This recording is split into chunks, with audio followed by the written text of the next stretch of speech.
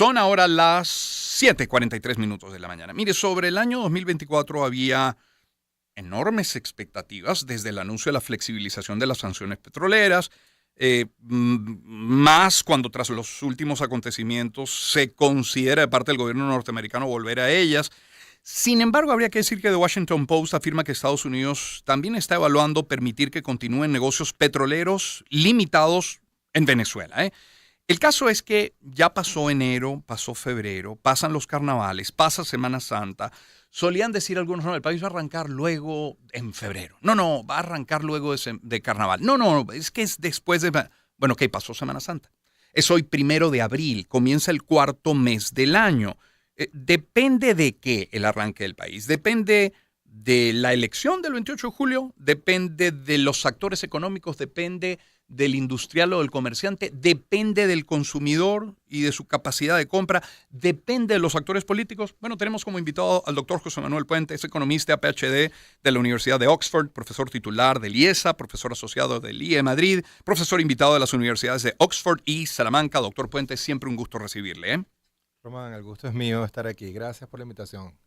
Comencemos por las sanciones que están allí, están sobre la mesa, se están evaluando. ¿Qué implicaciones tienen, doctor Puente, las sanciones en la economía venezolana? Sea que se mantengan las flexibilizaciones que hoy se tienen, sea que se profundicen esas flexibilizaciones, es decir, que haya mayor oxígeno o que se vuelva a lo que teníamos antes del último acuerdo. ¿Qué peso tienen hoy en la economía esas sanciones? Sí, Román, hay dos variables que son claves en este año y están sobre la mesa y están en pleno evolución. Sí. Una, el calendario electoral, que genera unos incentivos muy fuertes para el gobierno para manipular variables económicas, para moldear en positivo las percepciones de los votantes.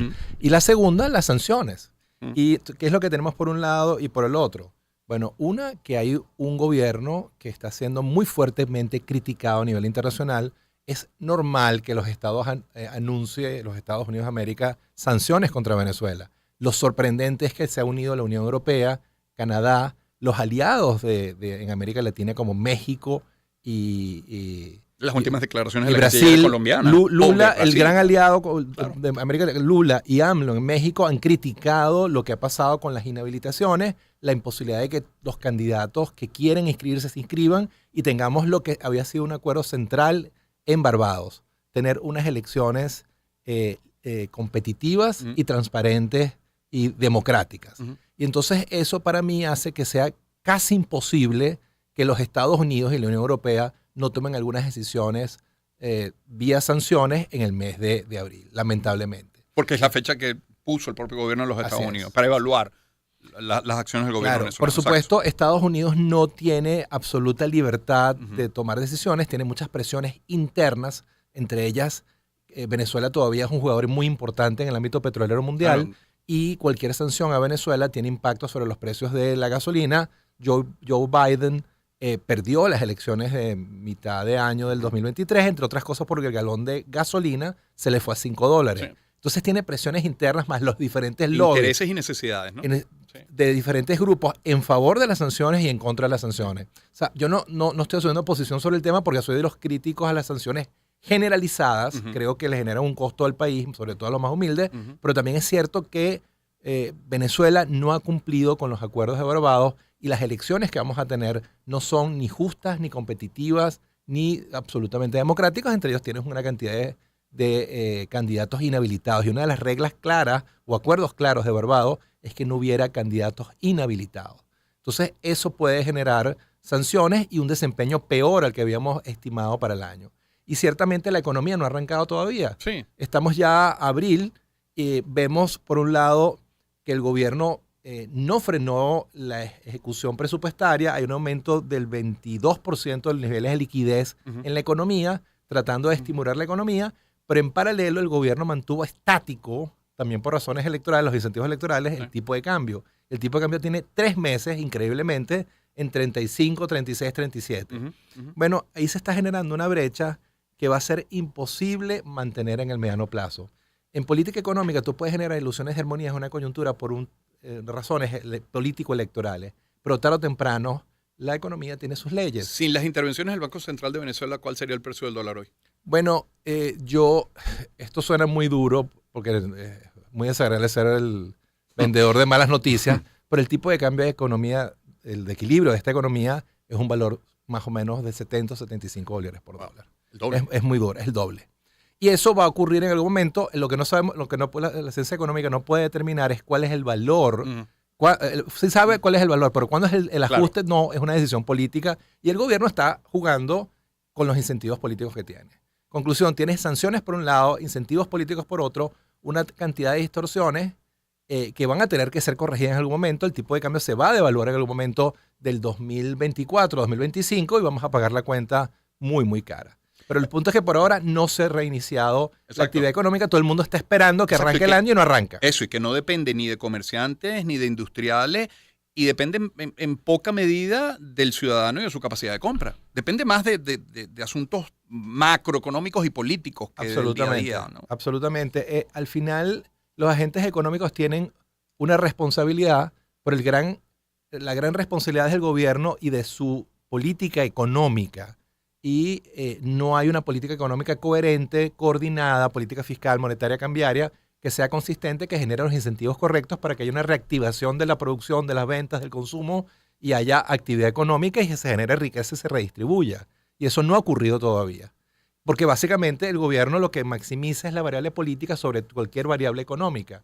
Y parte del problema es que, lo que te decía, hay leyes en economía. Los tipos de cambio apreciados, si tú los mantienes artificialmente controlados, estables, tarde o temprano va a ajustarse el tipo de cambio y va a haber un sobresalto en el tipo de cambio y en el nivel de inflación de esta economía. Ahora, predecir, doctor Puente, lo que va a ocurrir en estos 4 meses que nos separan de la elección es muy complicado, en lo político y en lo económico. O en lo económico sí se puede prever.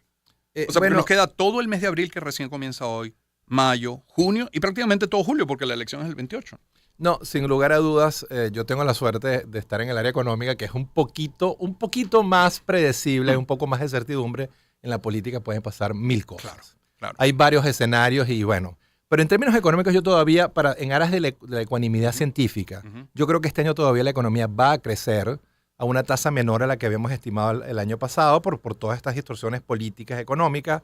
Podríamos estar creciendo al menos 3, 4, 5%. En el peor de los escenarios. En el escenario intermedio. Te voy a dar un escenario intermedio donde hay un escenario pesimista y un escenario optimista. Te voy a dar el intermedio. El intermedio es 3, 4, 5. 3, 4, 5%. Okay.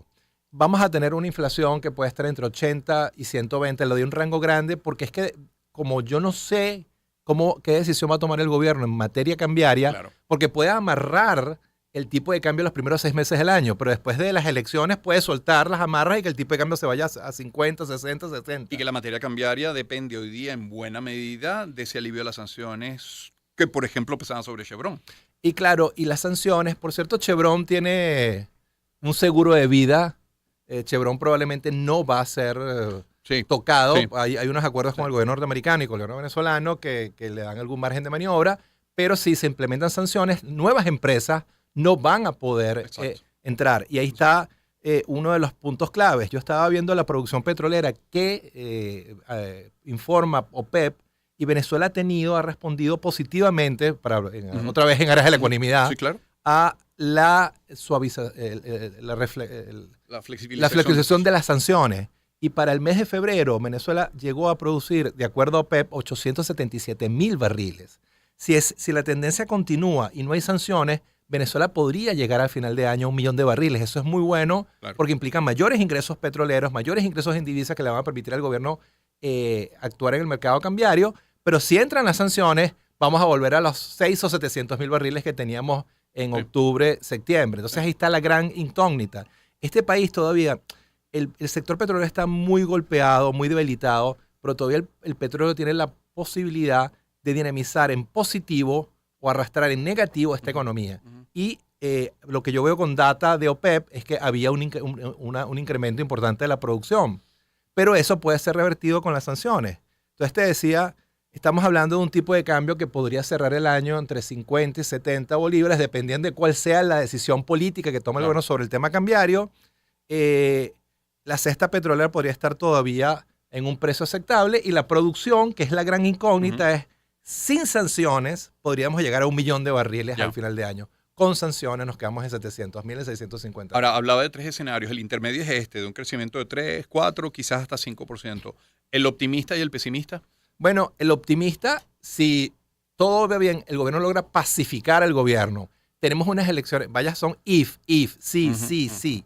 Tenemos unas elecciones competitivas, democráticas, sin candidatos inhabilitados, cosa que ya es casi imposible.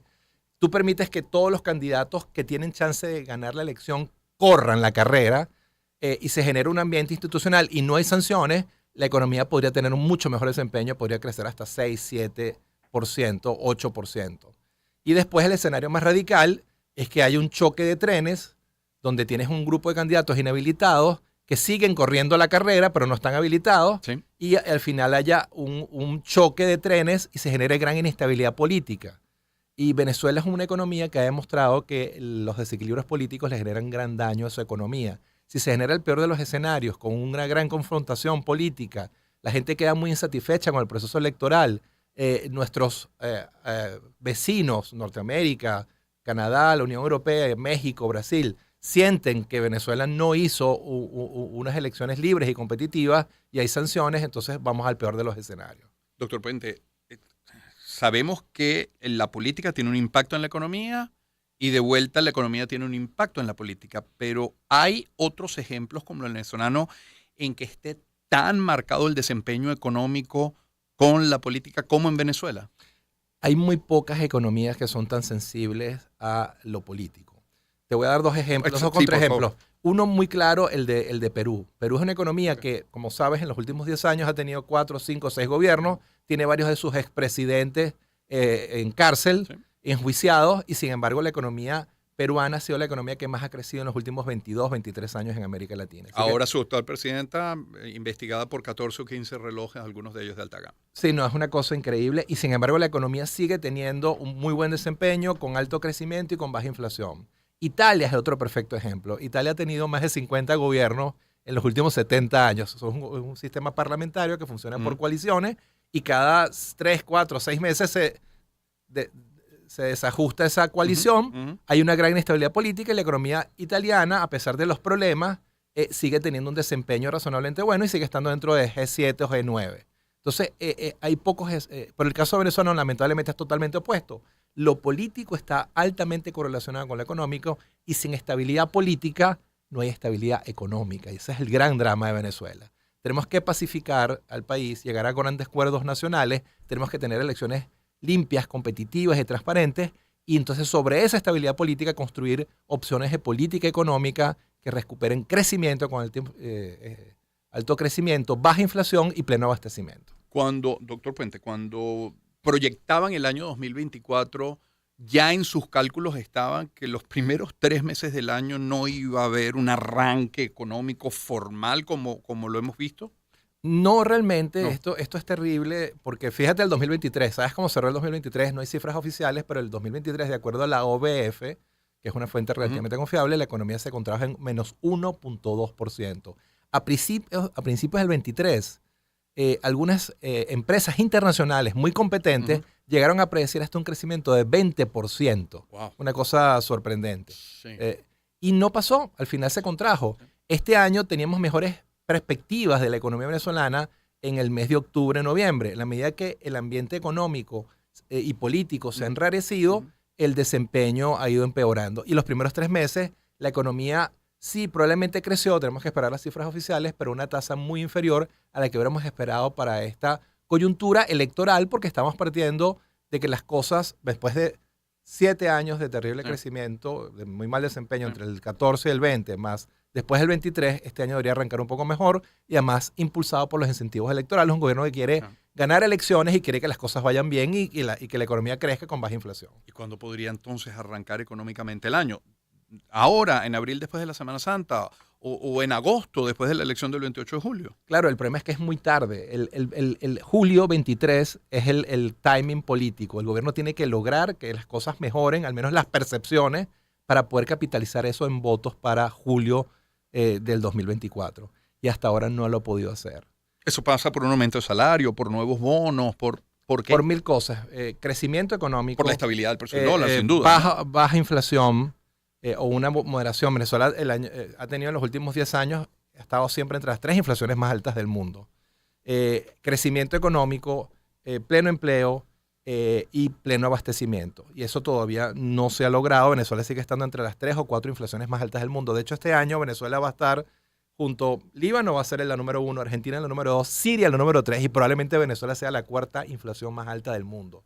Dejamos la hiperinflación, pero seguimos teniendo una inflación que es monstruosa comparada con cualquier país de América Latina y del mundo. La inflación promedio de América Latina es de un dígito, 6-7%. Venezuela todavía está en el 75-80%, es muy fuera del promedio. Y claro, eso moldea muy negativamente las percepciones de los votantes. Y es por eso que el presidente Maduro llega en una posición electoral, política electoral, en aprobación muy, muy bajo a esta competencia. Doctor Puente, le quiero agradecer que nos haya acompañado esta mañana.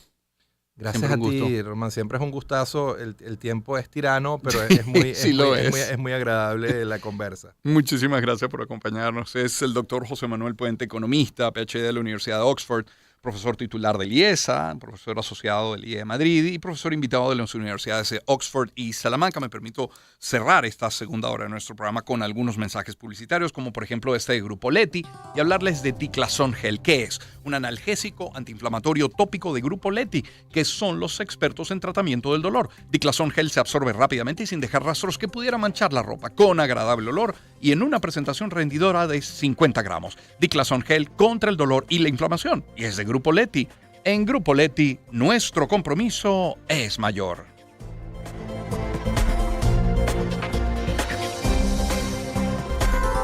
Y les quiero hablar del colchón Beauty Rest de Simmons. Importantísimo tener un sueño reparador para luego poder enfrentar los retos del día. Simmons, gracias a los adelantos científicos, diseña Beauty Rest. Su estructura de resortes independientes minimiza la transferencia de movimientos de la pareja, logrando un sueño profundo y sin interrupciones. Beauty Rest soporta adecuadamente todo el contorno del cuerpo para un máximo descanso. Y su sistema non-flip evita la incomodidad de tener que estar rotando el colchón. Recarga tu energía, Beauty Rest de Simmons. Dormir mejor gracias a la ciencia. Y Gama llegó con el código ganador. Por cada compra mayor al equivalente a $10 hasta el 7 de abril en marcas patrocinantes de cada grupo de producto, vas a concursar por freidoras de aire, extractores de jugo, televisores inteligentes de 32 pulgadas, cafeteras y parrilleras eléctricas. Son 130 premios. Y si eres cliente Gama Club, recibirás un cupón adicional. ¿A quién no le gustaría, por ejemplo, una cafetera nueva en casa? Corre a tu Gama más cercano y participa. Conoce más en @SomosGamaB. Es Gama. Sin ti, no hay nosotros. Pregunto, ¿conoces el Fotón Aumann de 12 toneladas? El Aumann EST de Fotón se caracteriza por gran robustez. Es un camión que ofrece motor Cummins, transmisión Fast Gear y una capacidad de 12 toneladas de carga. Búscalos. Fotón está en Yaritagua, Acarigua, El Vigía, Caracas, El Tigrito y Maracay. O visítalos en su Instagram, @FotónVZLA. Fotón, haciéndote la carga más ligera. Y cierro hablándoles de Mari. Este es el año para lograr los cambios que quieres, como alimentarte saludablemente y sentirte bien. Para lograrlo cuentas con Mari y su línea de granos, que además de ser deliciosas opciones, aportan a tu alimentación fibra, vitaminas y proteínas claves para el desarrollo muscular. Crea las más ricas preparaciones y siéntete bien nutriéndote bien. Busca ya los granos Mari en tu punto de venta favorito. Mari tiene más para dar. Son ahora las 8 de la mañana con 1 minuto. Vamos a la pausa. Empezamos el año en su compañía. Circuito Éxitos. Caracas, Maracay, Puerto La Cruz, Puerto Ordaz, Barquisimeto, El Vigía, Guarenas, Guatire, Mérida, Táchira, Margarita, Maracaibo, Maturín. Circuito Éxitos. Melodías de siempre. Sonidos en primera fila.